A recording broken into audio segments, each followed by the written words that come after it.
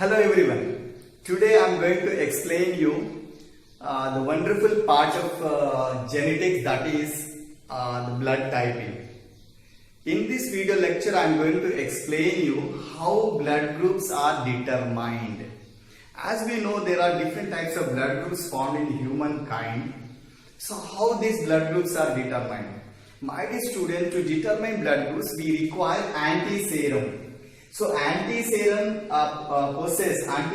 contains particular monoclonal antibodies.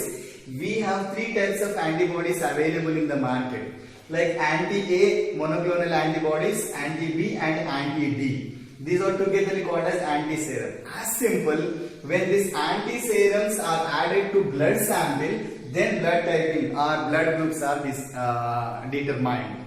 Let us discuss how the blood groups are determined. So take 3 drops of blood sample on a slide.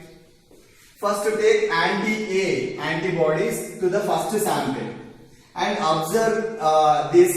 If the clump is formed from on the first sample, then it may be A blood group A. Then continue this process with anti-B also. If here also, if clump is formed, then it's said to be AB blood group, not AB blood group, because clump is formed in 2 samples of same blood. Check this anti-D with the 3rd blood drop. If here also clump is formed, then it is for positive. So it will be called as AB positive. If the 3 drops, in the 3 drops the clump is formed by 3 monoclonal antibodies, then it's said to be AB positive. My dear students, if only A clump in A sample clump is formed, B clump is not formed, D clump forms, then it's said to be A positive. If A is in the A blood drop, no clump is formed, B and D formed, then it's said to be B positive. If no sample is without formation of any clump with 3 antibodies, so that's said to be O positive, O negative, because there are no clump formation in any blood sample. Okay. Students, once look onto these different samples, so how blood groups can be determined. So in the first sample you can see the first one is here clump is formed and the last clump is formed. So that A positive, this is A positive. So with the A here and with the D here, so clump is formed.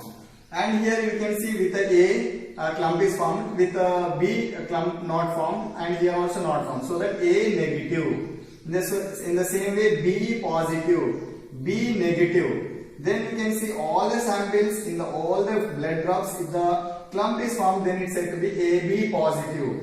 If the D anti with the D antiserum, if clump is not formed, AB negative. Then there is no clump formation. If the clump formation in first 2 drops, this is O. Then with the D, this is O positive. And with no clump formation in any width of blood sample, then it's said to be O negative. So this is the way we can determine the blood groups with the help of antiserums. Thank you, and all. What is antiserum?